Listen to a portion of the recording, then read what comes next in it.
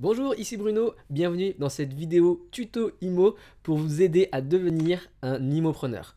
Cette semaine, on va voir une erreur qui a été commise par un membre du club Investimo et qui aurait pu lui coûter cher. Et ça concerne le calcul de la surface.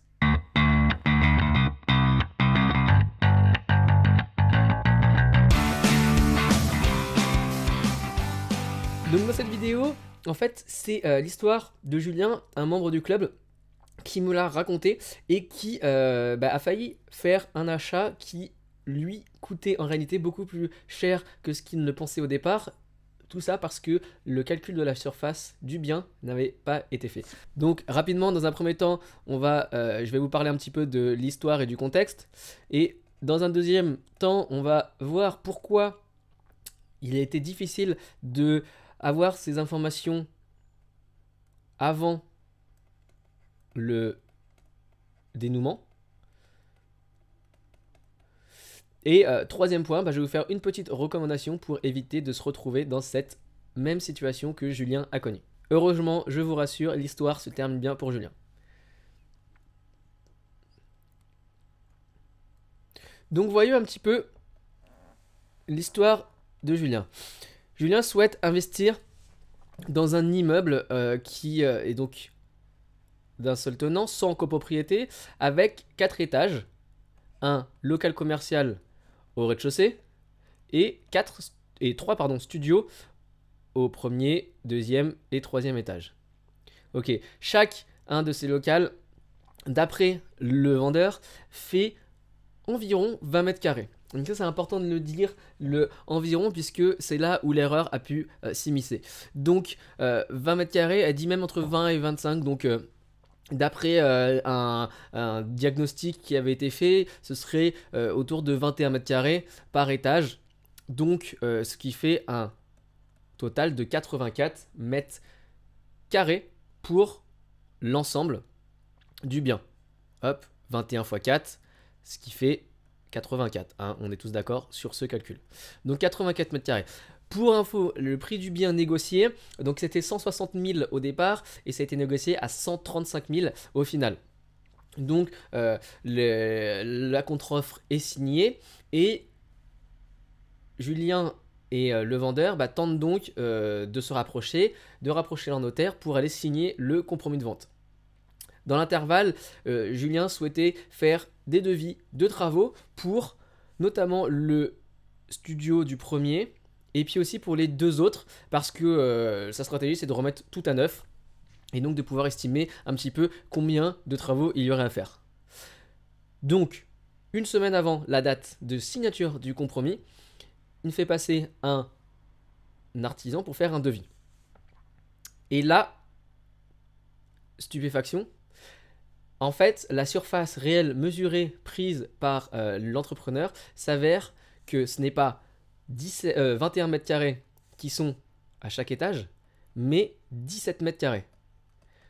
Donc ça veut dire que si on arrive à multiplier 17 par 4 fois les 4 étages, on arrive à 68 mètres carrés au lieu de 84 mètres carrés.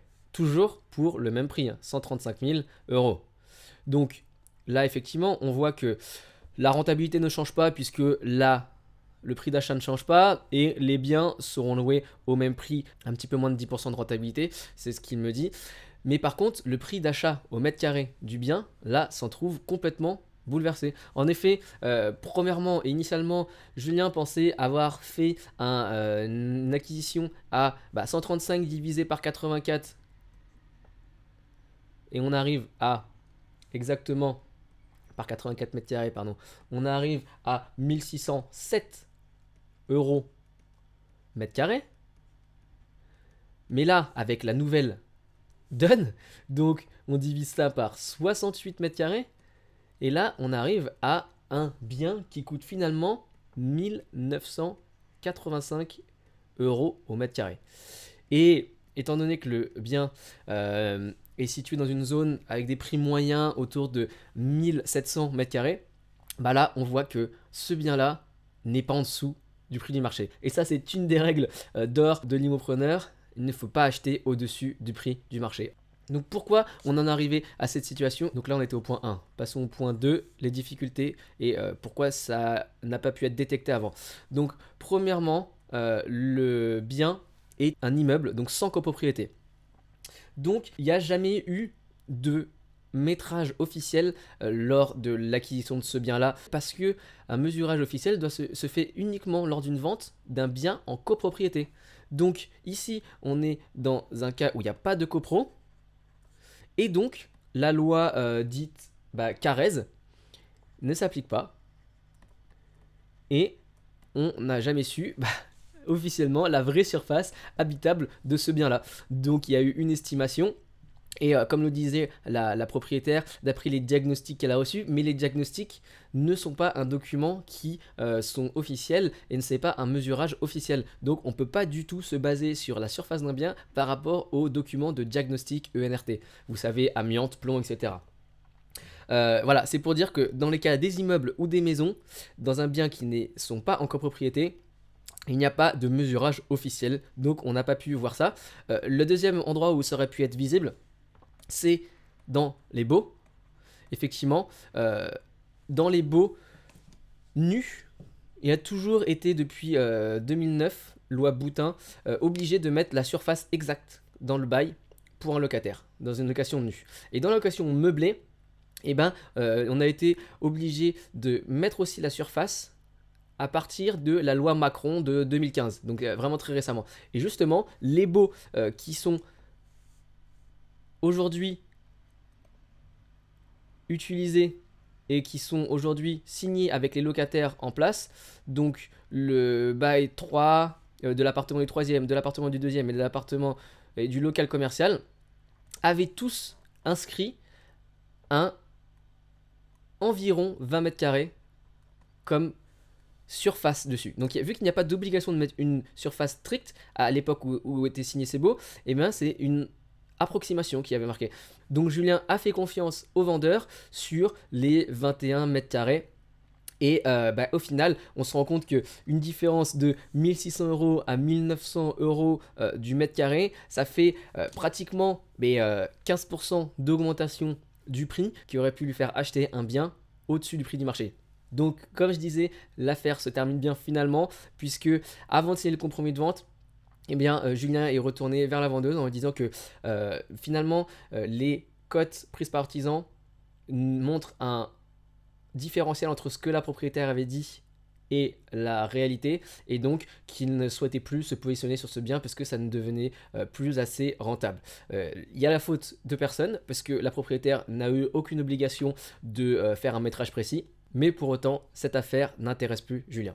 Se retrouver dans ce cas-là, ça peut arriver à beaucoup de monde, donc moi la recommandation que je vous ferai, c'est de faire vous-même vos métrages et dès que vous visitez un bien, de faire le métrage assez rapidement pour ne pas être surpris par ailleurs, ne pas perdre de temps à faire toutes les démarches, commencer à contacter votre notaire, etc. Pour se rendre compte au final que la surface qui est indiquée ne correspond pas et que finalement le bien n'est pas assez intéressant. Donc pour ça, un télémètre laser. C'est le petit outil, vous savez, que l'on place dans un coin du mur. Le laser, on le pointe vers l'autre bout et ça prend la distance exacte qui sépare le télémètre du pointeur laser. C'est vraiment un outil qui est très peu coûteux et qui peut vous aider grandement. Je vous le mets ici, vous tapez télémètre laser sur Amazon. Moi, je vous conseille, c'est celui-là, numéro 1 des ventes aujourd'hui sur Amazon, la marque GRDE. Vous pourrez trouver le lien direct dans les commentaires de cette vidéo sur YouTube. Donc pour 31 €, ça peut vraiment vous dépanner et vous empêcher de passer trop de temps à investiguer un bien qui finalement n'est pas intéressant. Ce télémètre laser pourra aussi vous servir autre que les visites et les surfaces. Les calculs de surface, vous permettre de faire les plans ensuite pour les rénovations si jamais vous voulez vous-même travailler sur les plans. Voilà, c'est un outil qui pour 30 € va pouvoir vous aider énormément et surtout vous faire gagner du temps. Voilà, j'espère que cette vidéo de témoignage concret vous a plu. Vraiment, essayez de calculer les surfaces et ne vous faites pas avoir au dernier moment. Essayez toujours d'avoir une mesure le plus précis possible et ne pas se contenter des dires du propriétaire. Si vous avez des questions ou des commentaires ou d'autres astuces, n'hésitez pas à les mettre dans la zone en dessous. Et comme à chaque fois, abonnez-vous à la page YouTube ou Facebook pour recevoir d'autres vidéos tuto IMO pour devenir IMOpreneur. Je vous dis à très bientôt.